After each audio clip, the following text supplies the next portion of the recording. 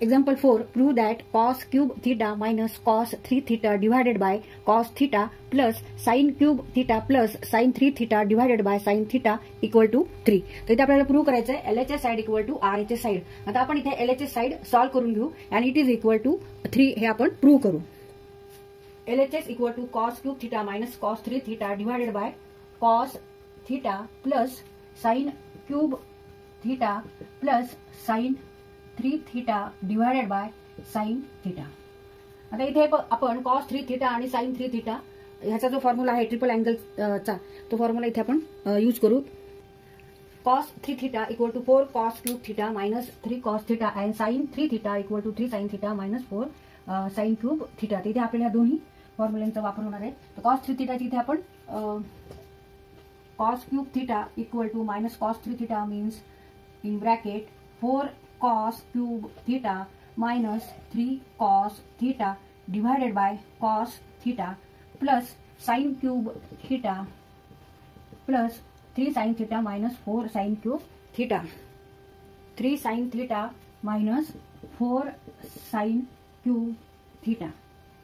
जर तुम्हाला हे सगळे फॉर्म्युले पाठ करायचे आहेत त्यांचा आपल्याला उपयोग होतो जागोजागी गणित सोडवताना एक्झाम्पल सॉल्व करताना. आता इथे cos cube theta इथे cos cube theta इथे sin cube theta आहे आणि ते sin cube theta आहे. तर आता आपण हे सॉल्व करून घेऊ. cos cube theta minus 4 cos cube theta negative become here positive 3 cos theta divided by cos theta plus sin cube theta plus 3 sin theta minus 4 sin cube theta divided by sin theta. इथे cos cube theta minus 4 cos cube theta means minus negative 3 cos cube theta plus 3 cos theta divided by cos theta plus sin cube theta minus 4 sin cube theta means minus 3 sin cube theta. पहिल्यांदा आपण ही term लिहून घेऊ 3 sin theta minus 3 sin cube theta divided by sin theta.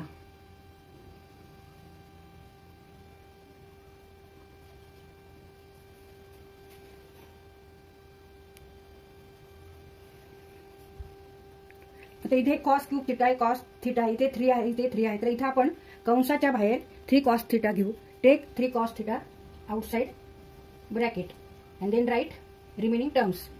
3 cos theta into 1 means 3 cos theta minus cos square remaining terms cos square into cos means cos cube divided by cos theta plus इथे सुद्धा आपण आता कंसाच्या बाहेर 3 sin theta बाहेर घेऊ. Take 3 sin theta outside bracket 1 minus sin square theta divided by sin theta. आता इथे न्यूमरेटरला cos theta आहे डिनॉमिनेटरला cos theta आहे आणि ते मल्टिप्लिकेशन आहे ह्या ब्रॅकेटचं आणि ह्या टर्मचं. त्याच्यामुळे इथे आपण एक कट करू शकतो. तसंच इथे आपण sin theta 3 sin theta बाहेर आहे कंसाच्या इथे दोन्ही मल्टिप्लिकेशन आहे ह्या टर्मचं ह्या ब्रॅकेटचं. त्याच्यामुळे इथे आपण sin theta कट करू शकतो कारण हा न्यूमरेटरला आहे हा डिनॉमिनेटरला आहे. आता इथे आपल्याला फंडामेंटल ट्रिग्नोमेट्री आयडेंटिटी वापरता येईल. sin square theta plus cos square theta equal to 1.